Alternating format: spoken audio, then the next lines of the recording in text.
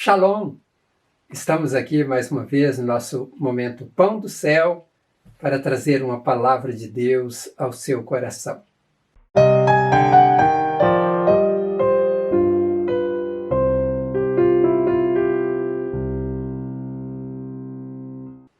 O tema da nossa reflexão de hoje é Cuidado com os invejosos. Já me perguntaram por diversas vezes se podemos ser prejudicados por causa da inveja de alguém por nós. Ou seja, quando uma pessoa tem inveja de nós, esta inveja pode causar males na nossa vida? A resposta para esta pergunta é: depende. Me lembro de um professor que tive em uma das disciplinas que cursei no direito processual, e este professor sempre dava esta resposta: depende, e as indagações dos alunos. Normalmente, não gostamos desse tipo de resposta. Mas por que, respondendo à pergunta se podemos ser prejudicados por causa de inveja de alguém, eu digo depende? Por dois motivos, pelo menos. O primeiro é que a inveja muitas vezes faz pessoas dificultarem a vida de outros. E neste caso, vítimas de pessoas invejosas podem tomar decisões precipitadas que comprometerão a vida. Um exemplo disso pode ser de um trabalhador, onde ele trabalha em um local e que tem pessoas com inveja dele porque ele está saindo muito bem. Então esta pessoa invejosa começa a se opor a ela e aí cria ali um clima ruim. E essa pessoa, então, não conseguindo conviver com aquela pessoa invejosa, ela sai do trabalho e depois ela pode sofrer por esta decisão. Isto pode também acontecer no meio empresarial, que podem se tornar vítimas de invejosos. E neste caso, pessoas, elas também podem ser influenciadas por esses invejosos e assim tomar decisões erradas e também serem prejudicadas. Estes são exemplos de males que vêm através da influência negativa dos invejosos. Mas há um mal pior, que é aquele que vem através de ações demoníacas. Esse tipo de inveja pode prejudicar muito uma pessoa que esteja sem Cristo, pois uma pessoa sem Cristo está vulnerável a todo o ataque do mal. Eu vou explicar isso de uma forma mais clara um pouco adiante. Mas para tratarmos deste assunto, eu quero ler uma passagem bíblica que está relatada no livro de Atos dos Apóstolos, no capítulo 5, e é dos versos 12 até o verso 18, onde pessoas também foram vítimas de inveja, mas eles não se dobraram diante desses invejosos. Então, esta história, narrada no capítulo 5, a partir do verso 12 de Atos, diz o seguinte: E muitos sinais e prodígios eram feitos entre o povo pelas mãos dos apóstolos. Estavam todos unanimemente no alpendre de Salomão. Dos outros, porém, ninguém ousava juntar-se a eles, mas o povo tinha-os em grande estima. E a multidão dos que criam no Senhor, tanto homens quanto mulheres, crescia cada vez mais.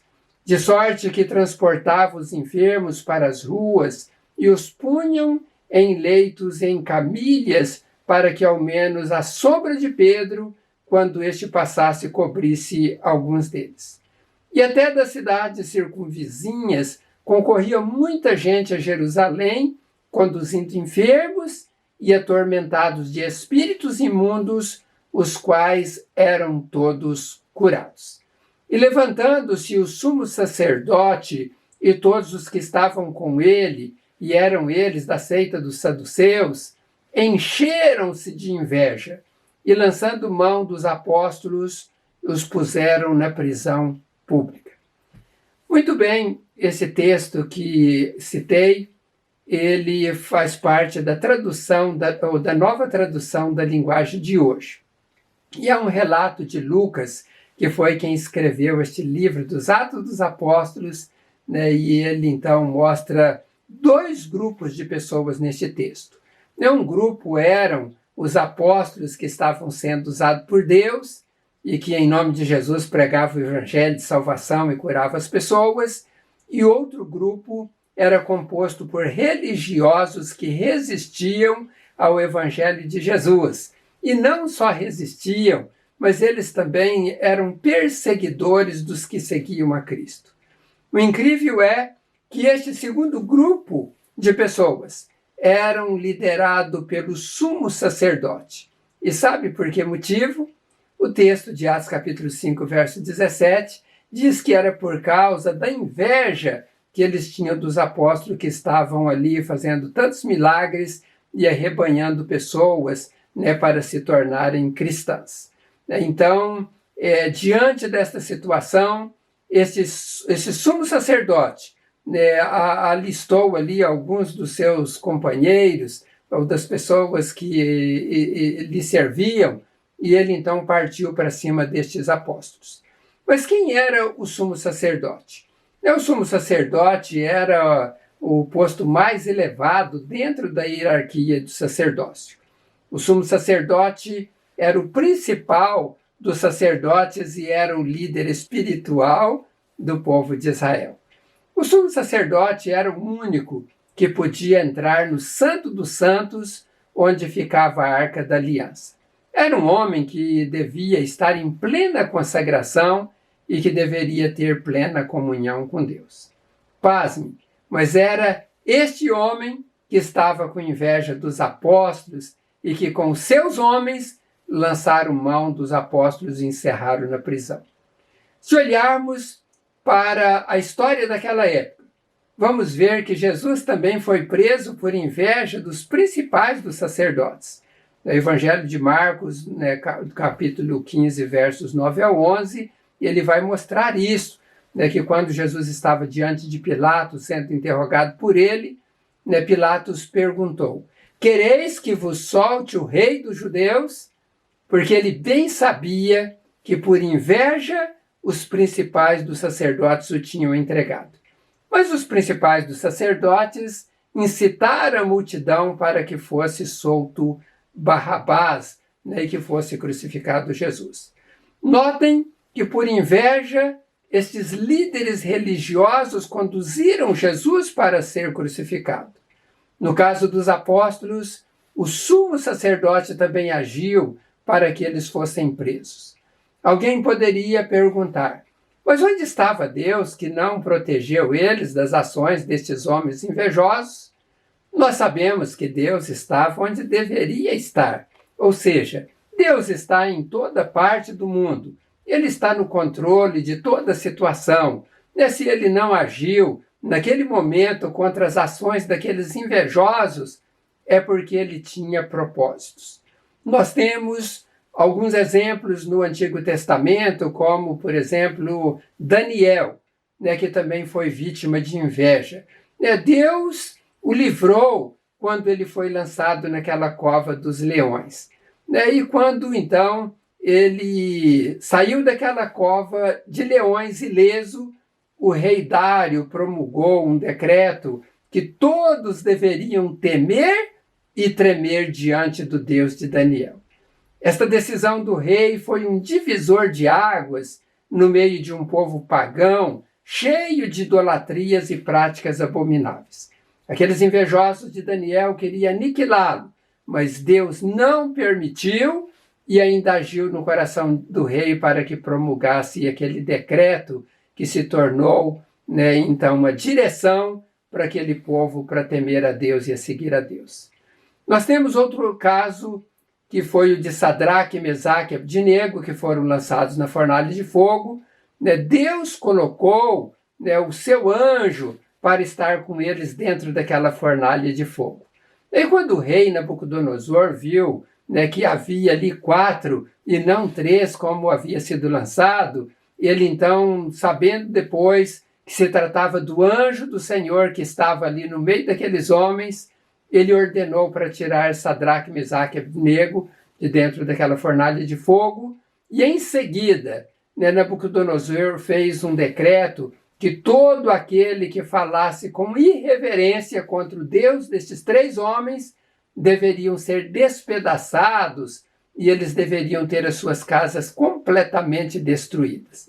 Isso também foi um marco na vida daquela nação, corrompida pelo pecado e que desprezavam totalmente a Deus. Quando invejoso se levanta contra os filhos de Deus, Deus age em favor deles e ainda usa a situação para provar que Ele é Deus e que Ele cuida dos seus filhos.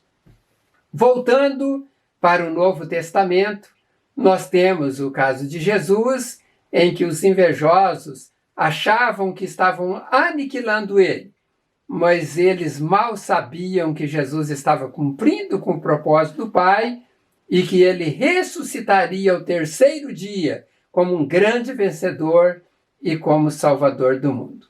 No caso dos apóstolos, do texto que lemos de Atos capítulo 5, eles sendo alvo de inveja, chegaram a ser presos, mas Deus enviou seu anjo à noite para livrá-los daquela prisão. E ainda que as portas do cárcere estavam trancadas com toda a segurança, e mesmo tendo guardas na porta, o anjo do Senhor tirou os apóstolos de lá daquela prisão, e diz a história que quando foram buscar eles lá, por solicitação dos sacerdotes, a porta estava completamente trancada e os soldados estavam na porta. Foi um livramento maravilhoso, milagroso. E o resultado disso é que os apóstolos voltaram a pregar no templo e, com a ação de Deus, libertando eles da prisão, trouxe mais encorajamento para eles e também para todos aqueles que estavam se convertendo e se tornando cristãos. Notem que invejosos podem até desejar e tentar fazer o mal contra nossas vidas. Mas quando estamos na direção de Deus, esses invejosos são envergonhados e Deus nos exalta diante de todo o povo.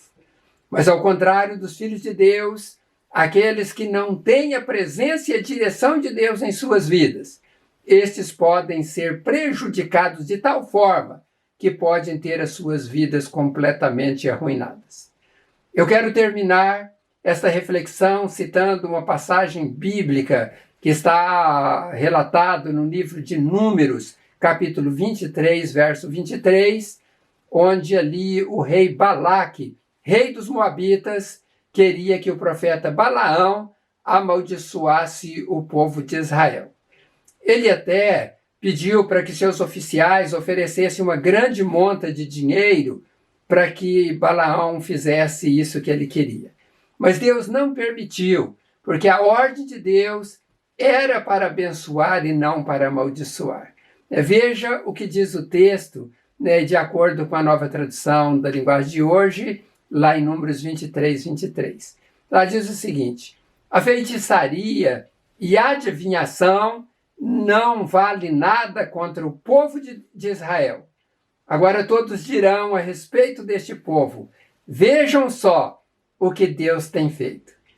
Vejam, Balaque queria que Balaão amaldiçoasse o povo de Deus para que eles não fossem abençoados e nem protegidos por Deus, para que então Balaque com seu exército atacasse o povo de Israel e derrotasse eles. Mas Deus não permitiu e ainda usou o profeta para dizer estas palavras: a feitiçaria e a adivinhação não vale nada contra o povo de Israel. Invejas, encantamentos, macumbarias, bruxarias, feitiçarias não têm poder sobre os filhos de Deus. Nós temos um Deus que nos protege, que nos guarda, de todas as setas malignas. E nós devemos confiar neste Deus. E nós devemos também orar a Ele todos os dias, como orou Davi, em uma oração que está relatada no Salmos capítulo 17, versos 8 e 9, onde Davi estava dizendo ao Pai: protege-me como a menina dos teus olhos, esconde-me à sombra das tuas asas, me proteja dos ímpios que me atacam com violência e dos inimigos mortais que me cercam.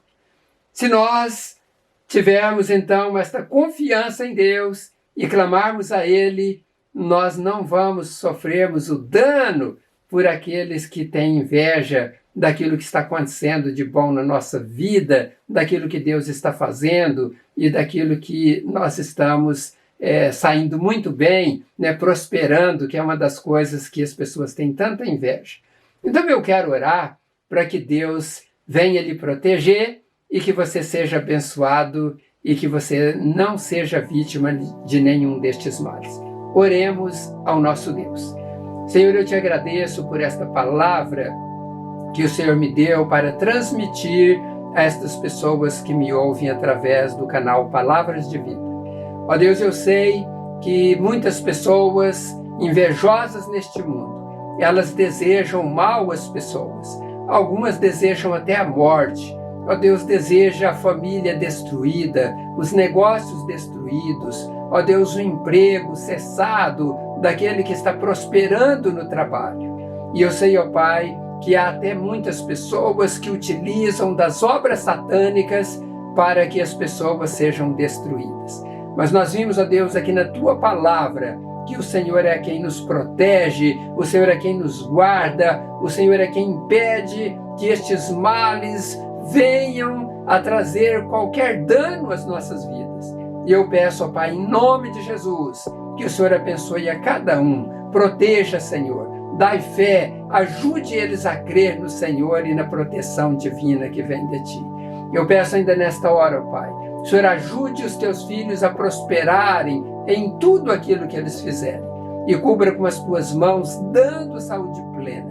Ó Deus, aqueles que estão enfermos, toque neste corpo enfermo agora e tira toda doença desde a cabeça aos pés. Esta é a minha oração, em nome de Jesus.